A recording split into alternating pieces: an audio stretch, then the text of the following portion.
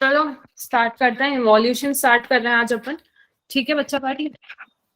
और hi hi Pinky, good media, hi Preet. So today's date is 12th। Okay okay. So आज हम start कर रहे हैं इवोल्यूशन।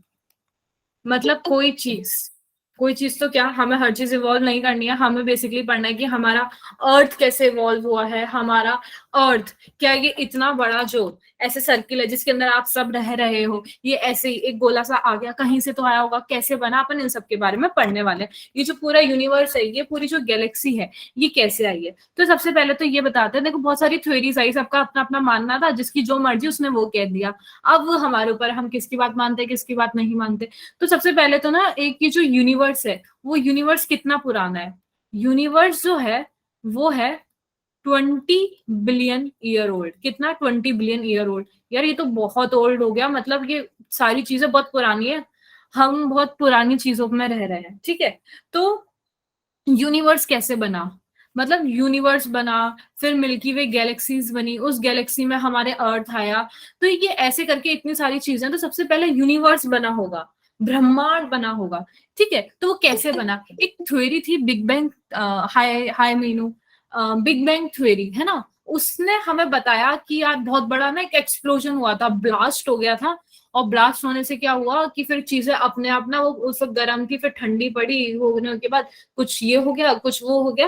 पर ये कोई थ्योरी जैसे आपने टीवी में भी देखी होगी, ये इतना एक्सेप्टेबल नहीं थी, इतनी ज्यादा एक्सेप्टेबल नहीं थी। तो यूनिवर्स हो चुका था।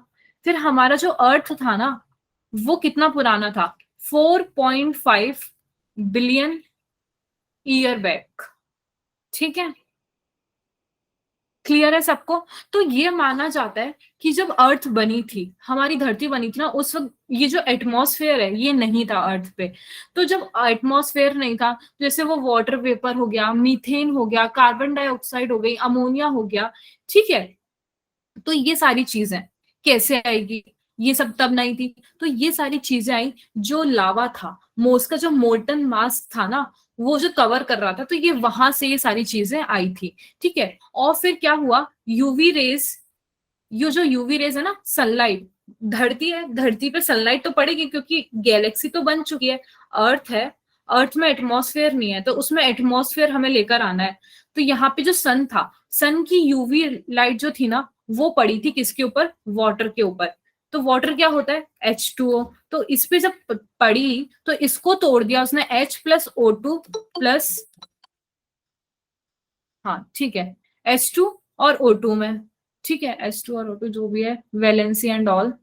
ठीक है। हाइड्रोजन और ऑक्सीजन के अंदर। ठीक है। तो जो हाइड्रोजन थी वो तो एक्सकेप्ड कर गई, हाइड्रोजन थी वो तो उड़ गई, पर जो ऑक्सीजन थी उसने अमोनिया के साथ कंबाइन किया और मीथेन के साथ कंबाइन किया।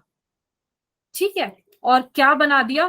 वाटर और CO2। अभी हम देखते हैं ना हमारे एटमॉस्फेयर में, ऐसे नहीं देखते पानी उड़ता रहता है आसमान में, पानी नहीं उड़ते हुए देखते आप क्या देखते हो कि यूवी रेस पानी पे पड़ा, पानी पे पड़ा तो हाइड्रोजन और ऑक्सीजन में टूटा, हाइड्रोजन तो उड़ गया बाय बाय करके, और जो ऑक्सीजन है उसने अमोनिया और मीथेन के साथ मिलकर बना दिया वाटर और CO2। ठीक है। तो अब ना उसी के साथ साथ क्या हुआ? ओजोन लेयर भी बन गई थी इस टाइम पे, ओजोन लेयर भी बन गई थी। ओजोन लेयर क्यों? क्योंकि इतनी यूवी रेज आ रही थी, उसे प्रोटेक्ट करने के लिए कुछ तो चीज चाहिए थी, तो ओजोन लेयर बन गई। और फिर क्या हुआ? देखो, एज एट कूल, और हमने क्या बताया, एक एक्सप्लोजन हुआ था, मतलब उस वक्त का जो टेम्परेचर था वो बहुत बढ़ गया था, है ना। तो जैसे ही वो कूल डाउन हुआ, तो थोड़े से वाटर वेपर्स भी आसमान में आए। तो जो वाटर वेपर्स थे, वो वहां पे आप आसमान में देखते हो, वो बारिश की तरह गिरने लगे, बारिश की तरह गिरने लगे, तालाब बन गया। तो ऐसे ऐसे करके ना कुछ कुछ भी बोल दिया गया था, ये हो गया, वो हो गया, ये हो गया, वो हो गया। और ये भी बोला गया कि जो लाइफ है, मतलब जो इंसान, इंसान नहीं मतलब कोई भी लिविंग चीज है, वो आई है कहाँ पे? 500 million year after formation of earth. मतलब अर्थ के बनने के 500 मिलियन ईयर बाद, मतलब कब? कितने? मतलब 4 बिलियन ईयर बैक। देखो ये लिखा ना मैंने, 4.5 मिलियन बिलियन ईयर बैक क्या बनी था अर्थ, और 4 बिलियन ईयर बैक क्या बनी थी हमारी लाइफ आई थी। ठीक है, तो किसी किसी ने तो यार ये भी कह दिया कि ये जो है ना लाइफ वो स्पोर्स के फॉर्म में प्रेजेंट है, स्पोर से बनी है, छोटे छोटे लिविंग है और मतलब स्पोर्स है उससे आई है, और उसको कह दिया था यूनिट ऑफ लाइफ। ये कंसेप्ट था पैंसपर्मिया का। ये कोई काम की चीजें नहीं है, कोई नहीं पूछने बैठा है, बस ये कंसेप्ट है जो जनरल नॉलेज आपको होनी चाहिए कि किस किसने क्या क्या बोला, किस किसने क्या क्या नहीं बोला। ठीक है, फिर आया स्पॉन्टेनियस जनरेशन का कंसेप्ट। स्पॉन्टेनियस जनरेशन का कंसेप्ट क्या था कि जो डेड एंड डिकेइंग मैटर थे उससे लिविंग ऑर्गेनिज्म आया है। ठीक है, लोग बोलने के लिए अपनी अपनी कहानियां दे रहे थे। ठीक है, तो उस वक्त आए थे लुईस पास्चर। कौन आए थे? Lewis pasture. तो उन्होंने ना ये एक्सपेरिमेंट किया था। ये जो एक्सपेरिमेंट आपका फोटो आपको दिख रहा है ना, ये है लुईस पास्चर का। तो लुईस पास्चर ने क्या किया, वो मतलब थोड़ा एक्सपेरिमेंट में बिलीव करने वाले लोग थे, और उन्होंने क्या बोला कि जो प्री एग्जिस्टिंग लाइफ है, जो लाइफ है ना, मतलब जो लाइफ है वो किससे आई है? प्री एग्जिस्टिंग लाइफ से। कि मतलब कोई लाइफ है वो भी पहले कुछ रहा होगा, उसी से आई है। तो उन्होंने एक एक्सपेरिमेंट किया। ठीक है, सॉरी, ये तो मिलर का एक्सपेरिमेंट है, ये मिलर का एक्सपेरिमेंट है, ये मैं इसके बारे में बताऊंगी। जो लुईस पास्चर का एक्सपेरिमेंट था, उन्होंने क्या बोला था कि उन्होंने क्या किया, फ्लास्क लिए ऐसे करके, सुंदर सुंदर दो फ्लास्क लिए। ठीक है, और फ्लास्क में उन्होंने क्या डाला? किल्ड ईस्ट डाला। क्या डाला? Killed east. ठीक है, और इसमें भी किल्ड ईस्ट डाल दिया। ठीक है, और उन्होंने क्या किया, एक को खुला छोड़ दिया जिसमें से एयर आती रही, और एक को पूरा बंद कर दिया। ठीक है, तो उन्होंने क्या देखा कि जिसको उन्होंने बंद करके रखा था उसके अंदर लाइफ नहीं आई, उसके अंदर कोई भी लिविंग ऑर्गेनिज्म नहीं आया, और ये जिसको खुला छोड़ा इसके अंदर सर्वाइवल था। तो उन्होंने ये एक एक्सपेरिमेंट किया था लुईस पास्चर ने, जिसके बेसिस पे उन्होंने कहा था कि जो लाइफ है वो प्री एग्जिस्टिंग लाइफ से ही आएगी। ठीक है,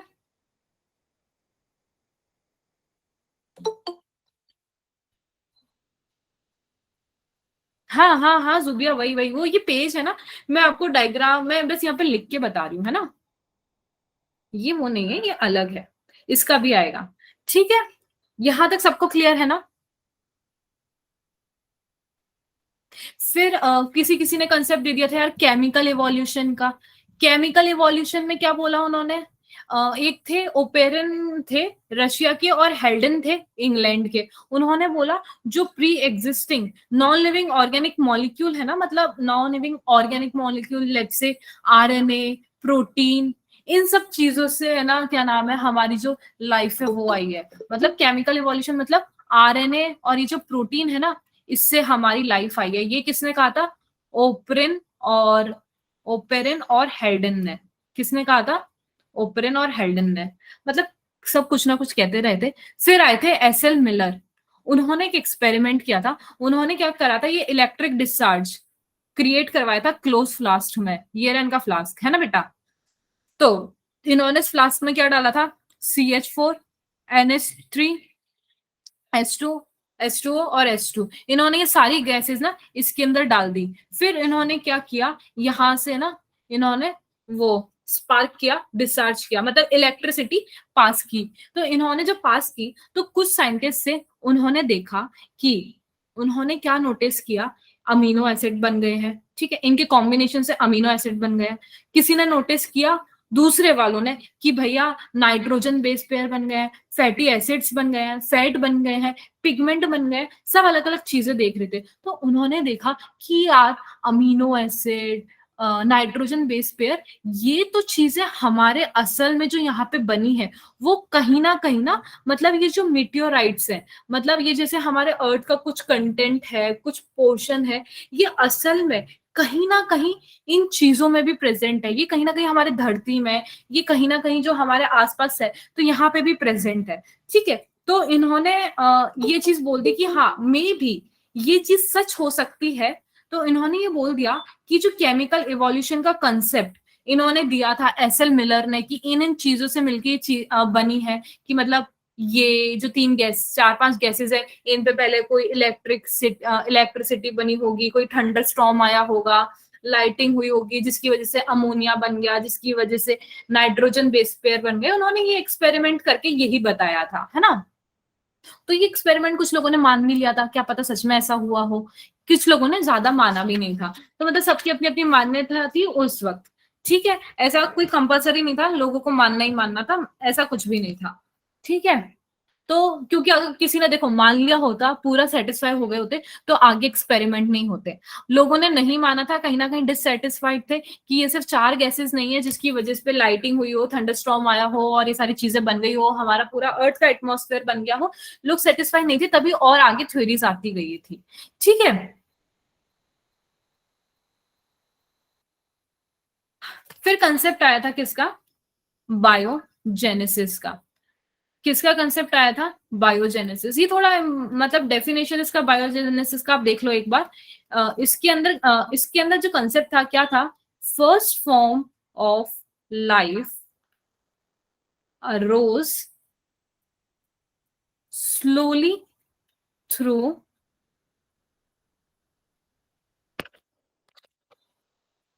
evolutionary forces from non living molecules.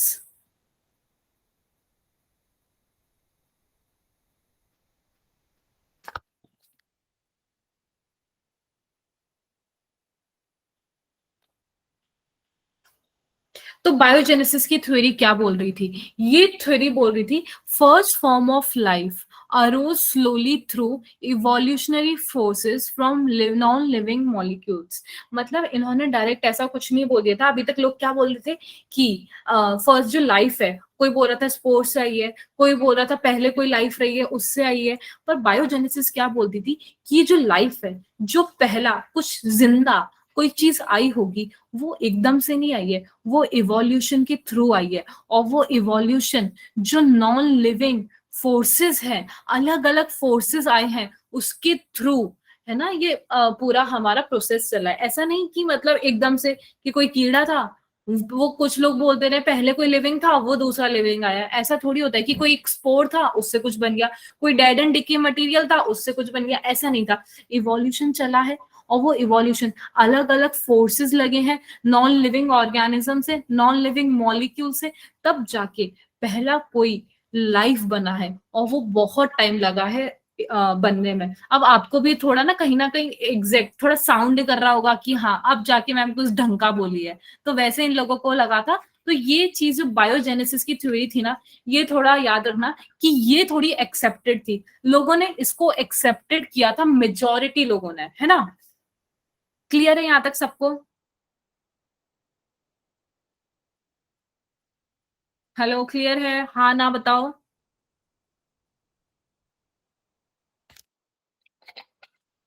सिर्फ सुनैना, तन्नू, भूमि।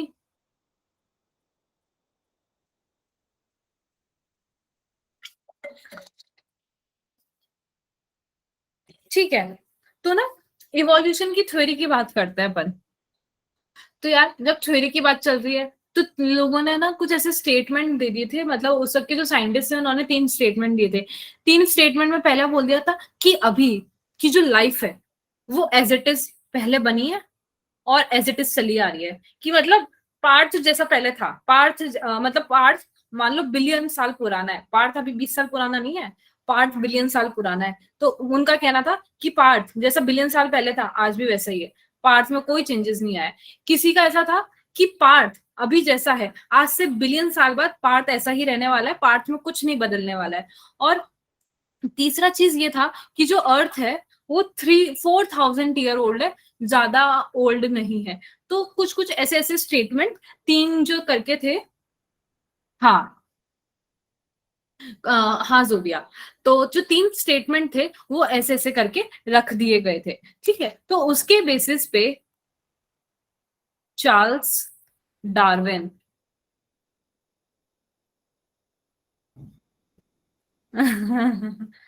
चार्ल्स डार्विन, डायलॉग पढ़वा लो, बस डायलॉग पढ़वा लो, है ना। तो जो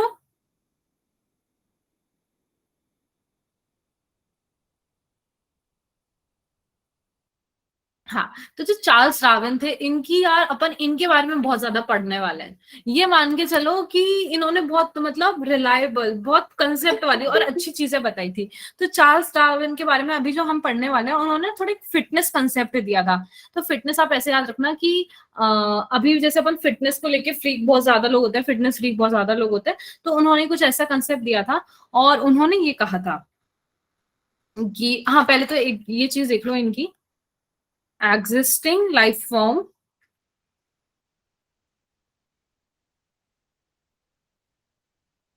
show similarity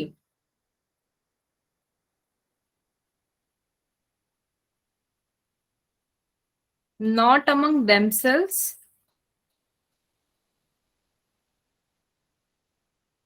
but with species that not even existed now.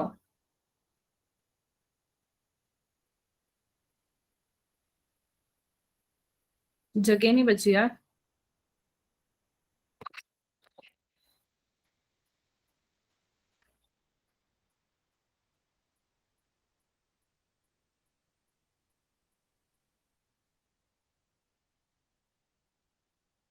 मतलब इन्होंने क्या कहा था कि अभी जो लाइफ है ना, जैसे साक्षी है ना, तो उसकी जैसे साक्षी है, तो साक्षी मतलब मानो एक कोई भी प्रजाति है, वो इंसान नहीं है। तो साक्षी कहीं ना कहीं, जैसे मान लो साक्षी के दो सींग है, तो साक्षी कहीं ना कहीं मिलती जुलती, कहीं ऐसी सी लग रही है, जो बहुत मिलियन साल पहले मे बी एग्जिस्ट करता था, और नहीं, बहुत मिलियन साल पहले एग्जिस्ट करता था, वो अब एग्जिस्ट नहीं करता है। और साक्षी आज के टाइम में उसके जैसी दिख रही है। ठीक है, ये चार्ल्स डार्विन ने कहा था कि क्या, कि जैसे साक्षी जो एक अलग प्रजाति है, वो अभी ऐसा कुछ एग्जिस्ट करता भी नहीं है, पर वो आज से मिलियन साल पहले एग्जिस्ट करता था, और साक्षी उसके जैसी दिख रही है। जिससे सॉन्ग डायग्राम है उसी से भी, तो कौन सा सॉन्ग डायग्राम बनाया मैंने?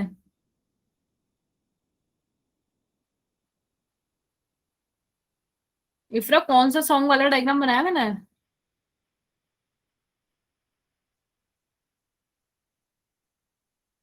तो इनका ऐसा कहना था, तो इन्होंने इसके बेसिस पे क्या बोला था, फिटनेस कंसेप्ट दिया था। और यहाँ पे फिटनेस का क्या मतलब है, रिप्रोडक्टिव हेल्थ। कौन सा रिप्रोडक्टिव हेल्थ? तो मैम इससे क्या मतलब है, इससे ये मतलब है कि जो स्पीशीज ज्यादा फिट होगी वो ही सरवाइव करेगी, ये तो फैक्ट है, ये हमें भी पता है। ठीक है, और जो कम फिट है वो सरवाइव नहीं करेगी, और अगर वो सरवाइव नहीं करेगी तो उसकी प्रोजेनी, वो स्पीशीज आगे तक नहीं चल पाएगी।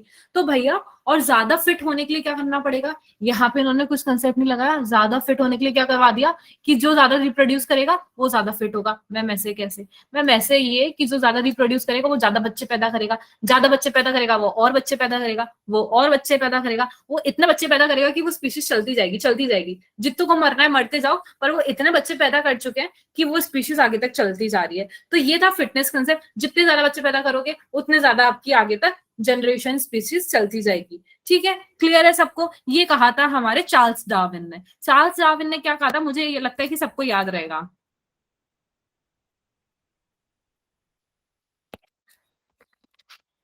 बेटा इसके अलावा तो मैंने बहुत कुछ एक्सप्लेन कर दिया, डायग्राम के अलावा तो बायोजेनेसिस की थ्योरी एक्सप्लेन कर दी, चार्ल्स डार्विन का एक्सप्लेन कर दिया, ये एक्सप्लेन कर दिया। अपन इसको देखते हैं फिर बाद में, है ना? इसको देखते हैं, क्योंकि तीन तीन चीजें कर दिया अपन, इसको पहले कंटिन्यू करते हैं, नहीं तो वो थोड़ा रिदम टूट जाएगा, है ना?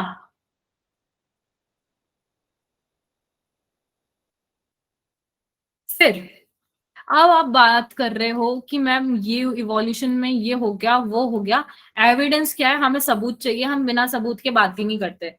तो सबूत चाहिए थे, सबूत मैं कहां से लाती? तो सबूत मेरे पास ये है कि मैं आप लोगों को फॉसिल दिखा सकती हूँ, फॉसिल दिखा सकती हूँ, कि आपको वो अभी भी मिल जाएंगे, वो फॉसिल का स्टडी जो कि हमें ये बताता है कि हाँ, ऐसा कोई जानवर सच में था, ऐसा कोई स्पीशी सच में था। मतलब ऐसा हुआ था, रॉक्स के जो सेडिमेंट्स होते हैं, 1 2 3 4 लेयर्स, इसके अंदर क्या हुआ, कोई यहाँ पे कुछ उनको फंसा हुआ मिल गया, कभी कुछ यहाँ पे उनको ऐसा फंसा हुआ मिल गया, कभी कुछ यहाँ पे उनको ऐसा फंसा हुआ मिल गया। तो उन्होंने क्या किया, इसको निकाला और स्टडी किया। तो अपन कभी कभी ऐसे बोलते हैं जो जितना गहरा फंसा हुआ है वो उतना पुराना होगा। क्यों? क्योंकि सेडिमेंट होती जाती है ना, चीजें एक के ऊपर आती जाती है। तो पहले कोई है ना कुछ हुआ होगा एक्सप्लोजन, तो वो दब गया, फिर उसके बाद और कोई चीजें ऊपर से आ गई, है ना।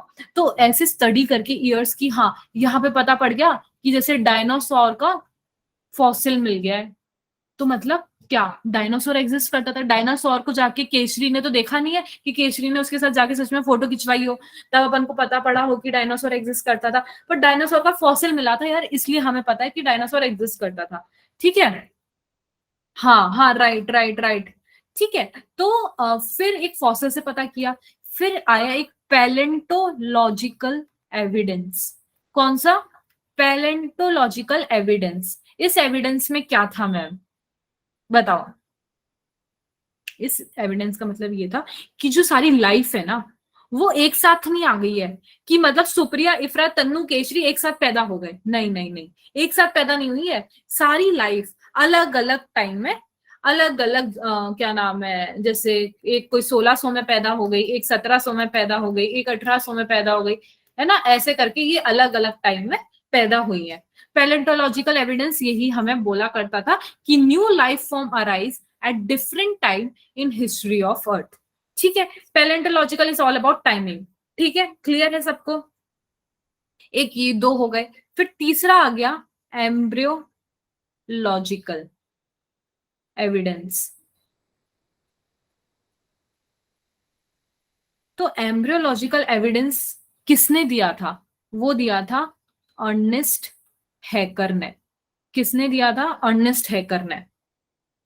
उन्होंने क्या बोला था कि एम्ब्रियोनिक स्टेज में जो फीचर्स कॉमन है ना, एम्ब्रियोनिक स्टेज में जो फीचर्स कॉमन है, वर्टिब्रेट मतलब ह्यूमन में भी, ह्यूमन और सारे जो वर्टिब्रेट, हमारा जो एम्ब्रियोनिक स्टेज है उस वक्त हमारे जो फीचर्स कॉमन है ना, वो सब अडल्ट्स में एब्सेंट होंगे।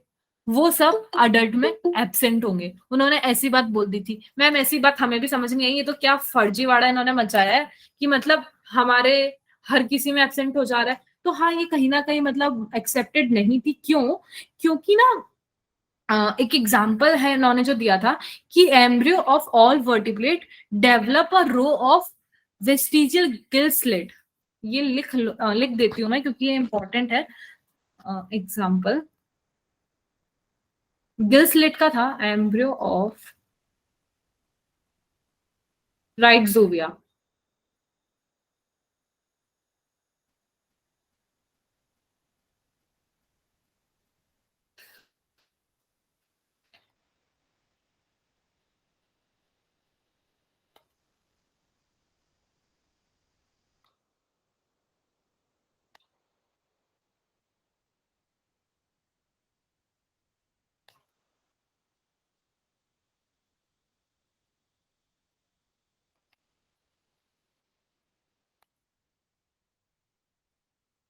ठीक है। तो ये किसने दिया था? अर्नेस्ट हैकल ने दिया था। उन्होंने, मैंने आपको बता दिया कि एम्ब्रियोनिक स्टेज में जो फीचर्स देखने को मिलते हैं वो अडल्ट में देखने को नहीं मिलते। ठीक है। तो उन्होंने एक एग्जांपल ऐसे दे दिया था कि गिल स्लिट जो है वो सब है ना एम्ब्रियो स्टेज में प्रेजेंट है, बट है ना बड़े होते होते वो किसी भी वर्टिब्रेट में प्रेजेंट नहीं होते। ठीक है। और ये फंक्शनल सिर्फ है ना फिश में होते हैं। ये तो बहुत ऑब्वियस सी बात है। आप लोग गिल स्लिट से ऐसे ऐसे गर्दन फुला के सांस तो नहीं लेते ना, कि गर्दन फुला फुला के आप लोग सांस ले रहे हो। सिर्फ ऐसे तो फिश ही सांस लेती है ना।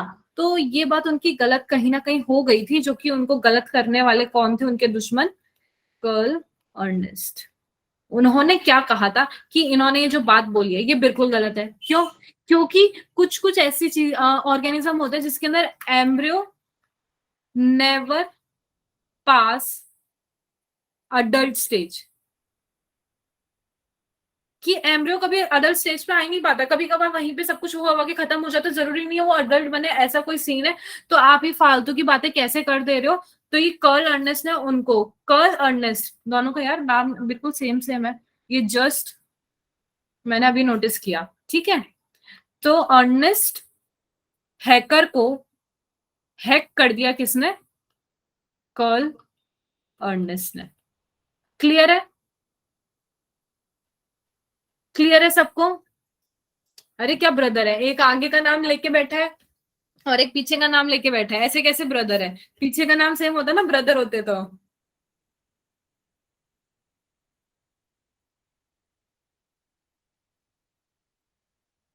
ठीक है।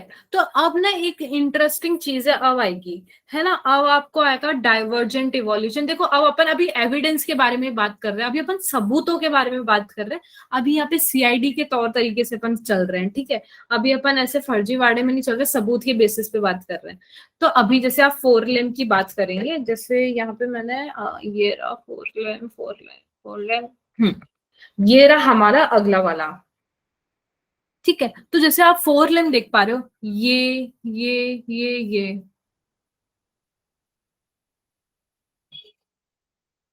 हाँ, ठीक है। तो ये वाला कहीं ना कहीं सारे सेम सेम दिख रहे हैं हाथ। आपको ये कहीं ना कहीं जो फोर लिम्ब है, ये सेम दिख रहे हैं? नहीं भी दिख रहे तो आपको सेम दिखवाने पड़ेंगे, उसी नजरों से देखो, है ना। तो ये जब सेम दिख रहे थे, तो ये जो कंसेप्ट है, ये किस लिए हम देख रहे हैं? ये देख रहे हैं हम, एक बात बताओ, आप लोगों को समझ आ रहा है मैं क्या समझा रही हूँ?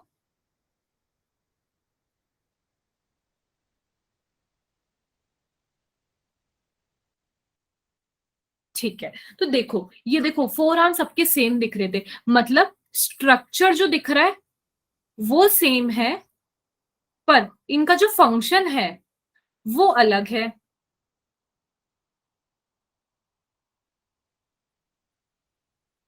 स्ट्रक्चर जो है वो सेम है, पर जो फंक्शन है, मतलब बैट क्या करती है, बैट ऐसे हाथ को खाने के काम में नहीं लेती, और जो मतलब फंक्शन, कोई बैट ऐसे उड़ने के काम में ले रही है, और जो मैन है वो हाथ को सारे ही काम में ले ले रहा है। दिखने में जो चीजें सेम है, पर उनकी फंक्शन अलग अलग है ना। तो उसको हम बोलेंगे, क्या बोलेंगे? Divergent evolution. डाइवर्जेंट इवोल्यूशन यही था, ठीक है। इसके अंदर जो स्ट्रक्चर है वो सेम थे, तो उसको जो सेम चीज होती है उसको क्या बोलते हैं? होमोलोगस। तो ये वाला इवोल्यूशन क्यों दिया गया था, ये इंडिकेट करता था कि इनके जो एंसेस्टर्स थे ना, वो कहीं ना कहीं कॉमन थे।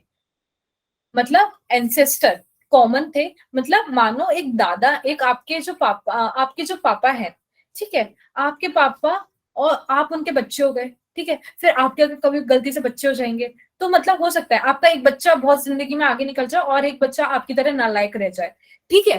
तो ना पर इवोल्यूशन, जनरेशन जो है वो तो एक ही चीज है ना, वो तो एक ही जगह से आई है। दिखने में आप लोग सब सेम हो गए, पर एक हो सकता है कि हाँ एक जना जाके बन गया पायलट, तो अपना वो अलग तरीके से मॉडिफाई कर लिया अपने आप को, और एक कहीं जाके कुछ और अपने आप को मॉडिफाई कर लिया है, ठीक है। तो काम सब अलग अलग कर दे रहे हैं, पर स्ट्रक्चर सेम है, मतलब उनका कॉमन एंसेस्टर है। तो डाइवर्जेंट इवोल्यूशन का यही कंसेप्ट था। क्लियर है? इसका एक और एग्जांपल है डाइवर्जेंट इवोल्यूशन के, अगर और एग्जांपल ले तो अपन heart and brains of mammal, of different vertebrates, ठीक है। और अगर अपन ले तो प्रोटीन एंड जीन्स, ये याद रखना, प्रोटीन एंड जीन्स ये इंपॉर्टेंट है ये वाला। इसके अंदर क्या होता है, दोनों का काम, इनकी जो फंक्शन परफॉर्म कर रहे हैं अलग अलग कर रहे हैं, ठीक है।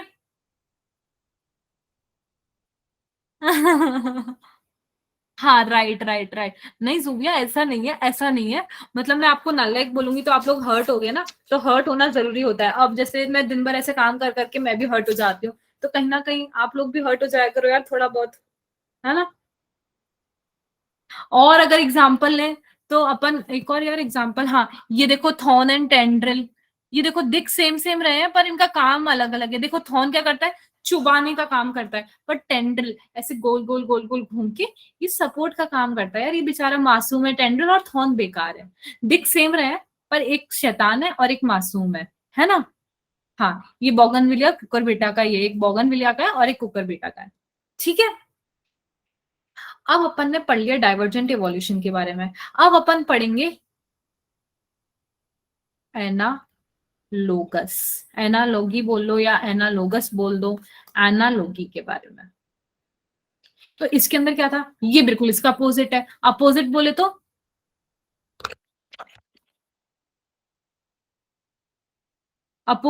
तो स्ट्रक्चर अलग अलग है,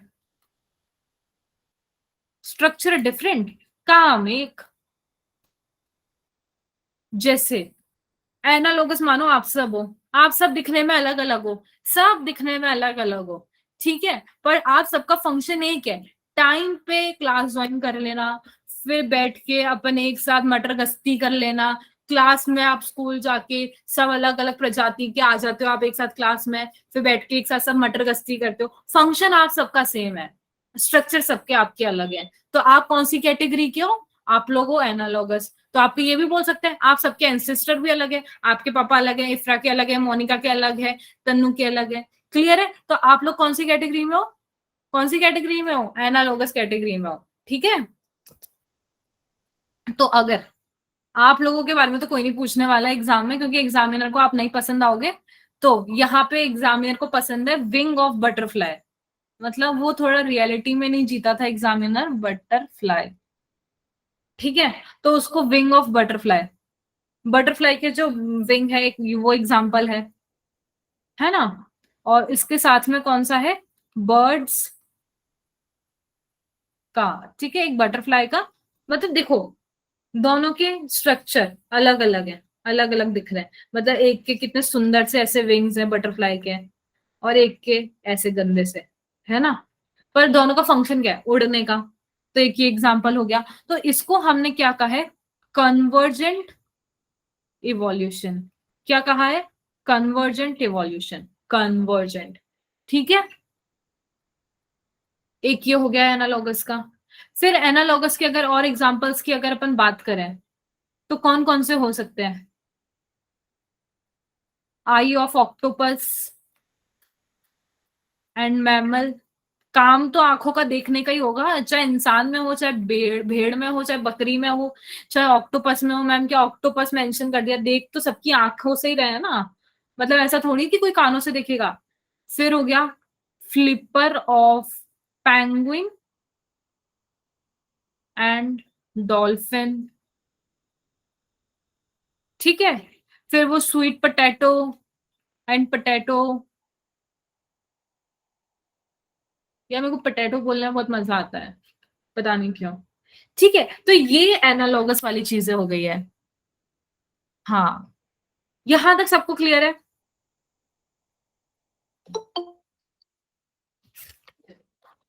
बट समीर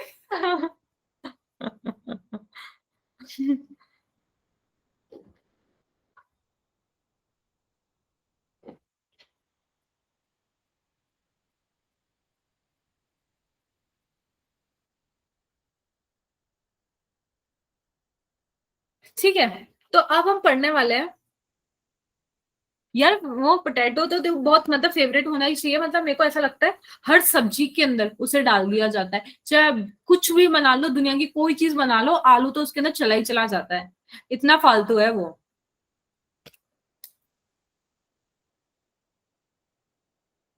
भिंडी यार लोग डालते हैं, भिंडी में भी डालते हैं प्रीत लोग, अरे डालते हैं यार, डालते हैं, वही तो मैं बोल रही, मेरे भी दिमाग में सबसे पहले वही क्लिक किया था, डालते हैं। हम जब कॉलेज में थे हमारे मेस के अंदर भिंडी आलू बनते थे, भिंडी आलू। यार मेरे को तो मैगी बहुत पसंद है, पर लोग मैगी में भी आलू डालते हैं राजस्थान में, मैगी में भी आलू डालते हैं।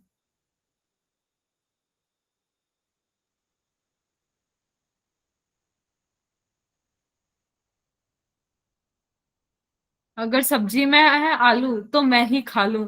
अरे यार समीर सुन बेटा, तू नीट वीट छोड़, तू ये सब कर ले, है ना,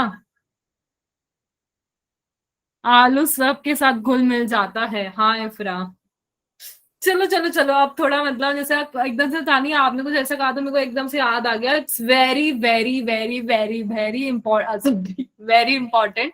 अब मेरी इस वाली बात पे आ जाओ, ठीक है।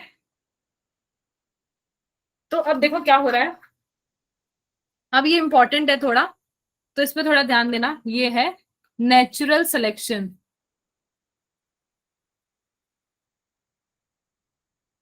हाँ वही ना, नेचुरल सिलेक्शन। नेचुरल सिलेक्शन कैसे हो रहा था, ये दिख रही है आपको, मौत, मौत, whatever। ठीक है, तो एक दिख रही है आपको गोरी वाली, एक दिख रही है आपको काली वाली। तो गोरी वाली जो थी वो थी इंडस्ट्रियल, वो थी मतलब कब की, 1850 की, 1850 की। आज हमारी क्लास में न्यू स्टूडेंट है कौन, कौन न्यू है? हाँ मतलब मौत ही ले लो, और तो क्या है। ठीक है, तो मतलब जो गोरी वाली थी, अभी बताएंगे रुको। तो जो गोरी वाली थी वो इंडस्ट्रियल जब नहीं हुआ था, जब इंडस्ट्रीज नहीं थी ना, तब आई, तब ज्यादा थी। क्यों? क्योंकि यार जब इंडस्ट्रीज नहीं थी तो वो काला धुआं नहीं छोड़ती थी अपनी इंडस्ट्रीज से, तो वो काला धुआं नहीं छोड़ती थी, तो वो जो लाइकेंस थी, जो लाइकेंस अपने पेड़ों की, ट्रीज की बाग पे लगी होती थी, तो वो क्या होता था, जैसे ये व्हाइट वाला आपको एरिया दिख रहा है, तो इस व्हाइट एरिया पे व्हाइट अगर कलर के आगे मौत लग गई, तो जो प्रीडेटर्स होते थे वो डिटेक्ट नहीं कर पाते थे कि भैया कहीं अलग से कुछ दिख नहीं पाता था, तो वो उसको खाते नहीं थे। पर अगर जो ब्लैक वाली थी वो व्हाइट के ऊपर अलग से दिख जाती थी, तो वो प्रीडेटर्स क्या करते थे, उसको आके फटाफट फटाफट से खा जाते थे। तो उस वक्त व्हाइट वाली ज्यादा थी। फिर क्या हुआ, इंडस्ट्रीज आ गई, उन्होंने काला धुआं स्मोक छोड़ना शुरू किया। वो छोड़ना शुरू किया तो क्या हुआ, ये जो व्हाइट लाइकेन थी पेड़ पे, ये काली कलर की हो गई, ये ब्लैक में कन्वर्ट हो गई। और जब ये ब्लैक में कन्वर्ट हो गई, तो क्या हुआ कि जब व्हाइट वाली इस ब्लैक के ऊपर बैठती थी तो वो अलग से दिखती थी, और जब वो अलग से दिखती थी तो क्या होता था कि प्रीडेटर्स को वो अलग से दिख जाती थी और वो उसको खा जाते थे और ब्लैक वाली को छोड़ देते थे। तो इसी से हमने क्या कहा कि इंडस्ट्री से पहले व्हाइट वाली ज्यादा थी, और इंडस्ट्रियल सेटअप जब नहीं हुआ था उसके बाद ब्लैक वाली ज्यादा थी। पर पूरी तरह से मैंने यहाँ पे मेंशन किया है ज्यादा थी, ये नहीं बोला है कि खत्म हो गई थी। तो कोई भी काली या गोरी दोनों में से पर्टिकुलरली कोई पूरी तरह से खत्म नहीं हुआ था, कम और ज्यादा थी। क्लियर है? हाँ मैं न्यू नहीं हूं, नहीं मैं न्यू नहीं हूं यार। एक बात बताओ, सुना मैंने क्या बोला, सुना तुम लोगों ने मैंने क्या बोला? राधिका का वो, इसको समीर को राधिका में इंटरेस्ट आ रहा है क्लास के बीच में, ये बैठ के लड़कियां ढूंढने लग गया कि कौन सी नई आई है।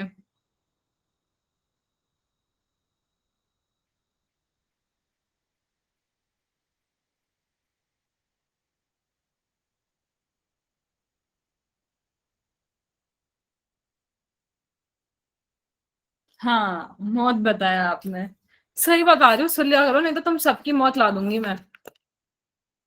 मैं जस्ट चेक कर रहा था।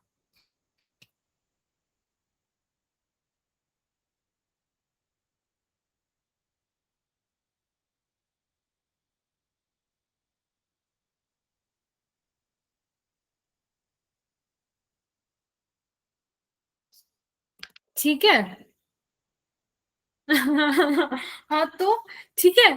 अब इसके अलावा अगर अपन है ना नेचुरल सिलेक्शन, तो अब आप ये देखो कि ये सारी चीजें है ना कैसे हुई है, ये नेचुरली सिलेक्ट हुई है, अपन ने नहीं सेलेक्ट की है, नेचर ने सिलेक्ट की है। ठीक है, तो इसीलिए इसे कहा गया नेचुरल सिलेक्शन। अभी समझ आया, इसको नेचर ने सेलेक्ट किया है, कौन सी ज्यादा रहेगी कौन सी कम रहेगी, इसीलिए इसको नाम दिया गया है नेचुरल सिलेक्शन।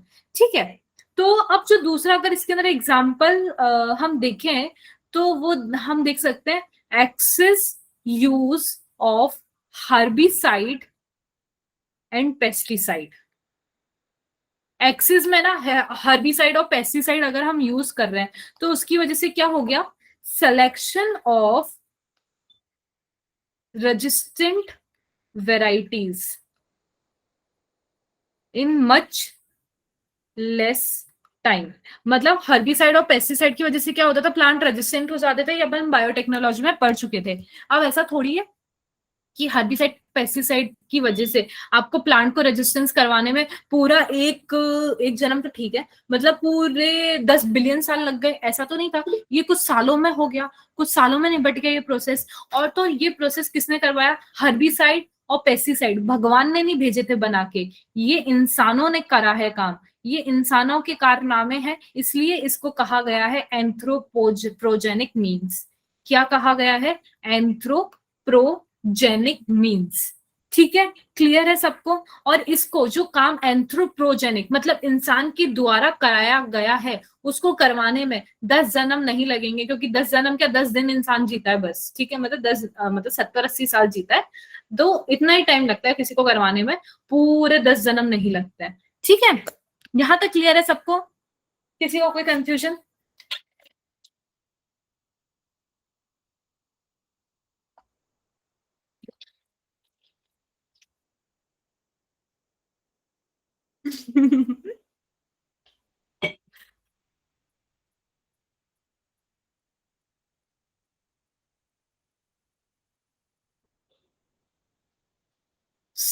सुकून, अरे पूरा सुकून। ठीक है,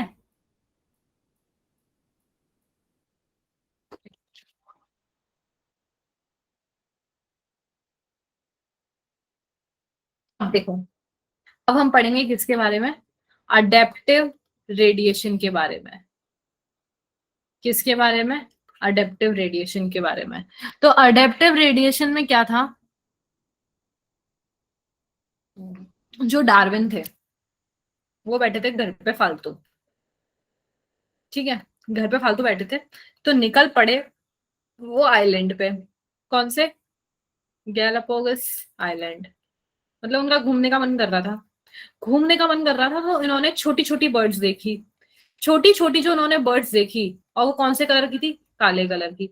तो उनको वो बहुत ज्यादा पसंद आ गई, तो ये इंसान खिल गए, और उन्होंने उन बर्ड्स को नाम दे दिया डार्विन फिंचेस। उनको क्योंकि वो बर्ड पसंद आई थी, तो इतने ज्यादा पसंद आ गई कि उन्होंने उन बर्ड्स को ही नाम दे दिया डार्विन फिंचेस खुद के नाम पे। ठीक है, तो उन्होंने ये देखा कि इतनी सारी छोटी छोटी क्यूट क्यूट सी बर्ड एक ही आइलैंड पे रह रही है। ठीक है, तो उन्होंने देखा इतनी सारी अलग अलग वैरायटी की बर्ड एक आइलैंड पे कैसे आ सकती है, तो उन्होंने देखा कि जो सारी वैरायटी है वो ना इसी आइलैंड पे इवॉल्व हुई है। सारी जो वैरायटी है, ये वैरायटी, ये वैरायटी, ये वैरायटी, ये वैरायटी, ये छोटी छोटी चोंच, बड़ी चोंच, मोटी चोंच, पतली लंबी बीक्स, है ना, ये सारी ना एक ही आइलैंड पे इवॉल्व हुई है। तो इन्होंने क्या कहा? The process of evolution of different variety in a area starting from a point and literally radiating to other areas of geography is known as adaptive radiation. मुझे पता है किसी को कुछ समझ नहीं आया, तो ये यहाँ पे लिखा है, this process of evolution of different species in a given geographical area, एक पर्टिकुलर एरिया जहां से इवोल्यूशन शुरू हुआ है अलग अलग स्पीशीज का, और वो कहाँ से हुआ है? From a point and laterally radiating to other areas of geography.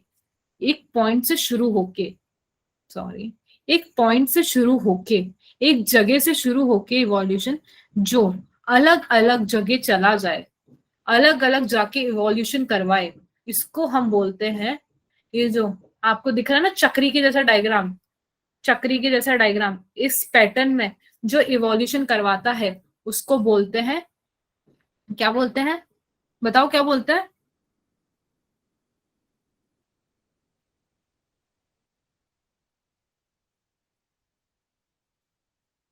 Good, ठीक है, अडेप्टिव रेडिएशन। बेटा रिफ्रेश कर लो, कोमल रिफ्रेश कर लो, बाकी सबको क्लियर है?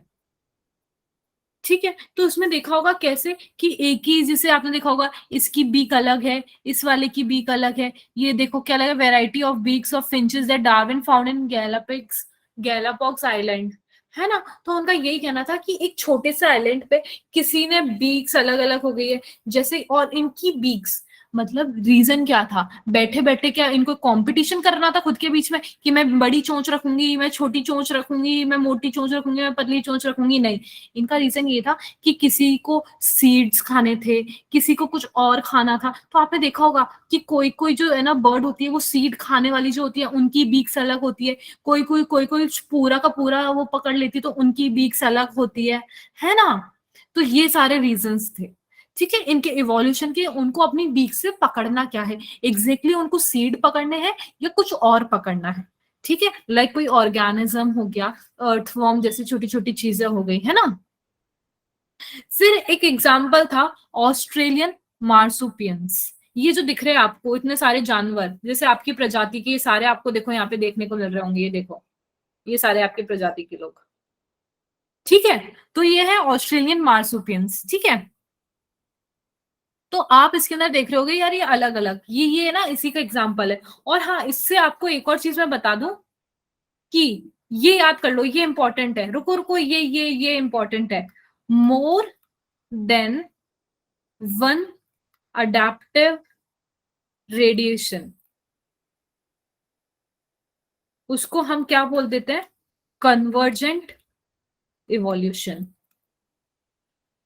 अगर एक से ज्यादा अडेप्टिव रेडिएशन हो जा रहे हैं, तो वो अलग अलग डायरेक्शन में जा चुके हैं बिल्कुल ही, उसको हम क्या बोल देते हैं, कन्वर्जेंट। इसको याद कर लेना, क्वेश्चन बन सकता है ऐसे करके कि more than one adaptive radiation को क्या बोलते हैं, कन्वर्जेंट बोल देंगे, डाइवर्जेंट बोल देंगे, या बोथ बोल देंगे, या नन ऑफ द अबव बोल देंगे।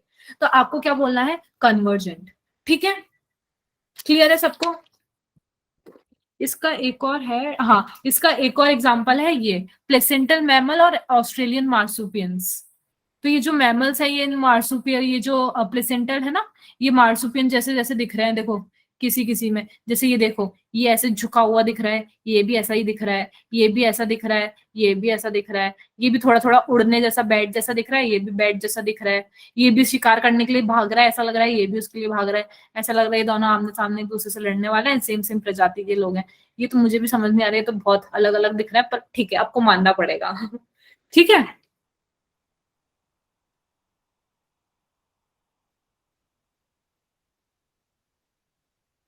क्लियर है कि, तो ये भी इसका अडेप्टिव रेडिएशन का ही एग्जाम्पल था।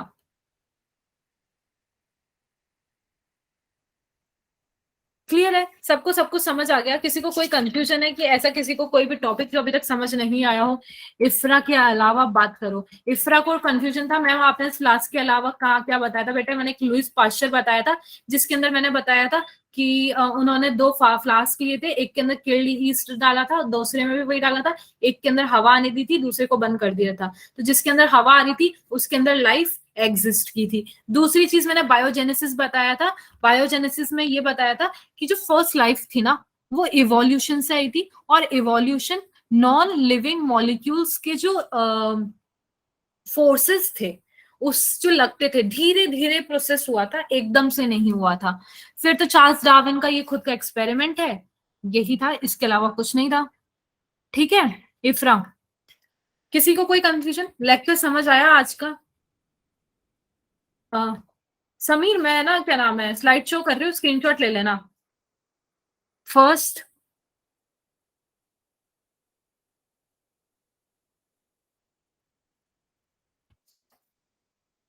सेकंड, थोड़ी सी आगे पीछे हो सकती है, बट अपन ने किसी का भी कहीं पे भी लिंक नहीं किया है किसी भी स्लाइड का, तो आपको क्लियर हो जाएगा, है ना। फोर्थ, वैसे ये लास्ट स्लाइड है बट ठीक है। फिफ्थ, सिक्स्थ, हाँ मोस्ट प्रोबेबली, सेवेंथ,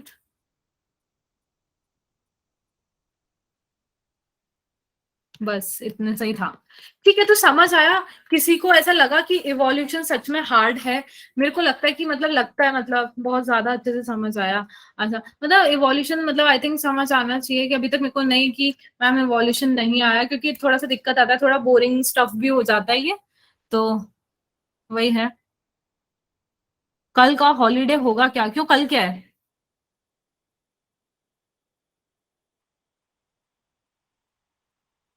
यार वही ना, तुम देखो ये कहानियां हैं, और कहानियां पढ़ने में तो लाइक मुझे ऐसा लगता है पढ़ाई करने में अपन बोर होने चाहिए, कहानियां सुनने में, ए भगवान, किसने किसने पूछा था, एक सेकेंड इफ्रा, कल आपको करवा चौथ के लिए आपको क्या नाम है, हॉलीडे चाहिए है, किसके लिए रखना है आपको फास्ट, ये बताओ फटाफट। मुझे तो याद भी नहीं था कि कल क्या नाम है, करवा चौथ है।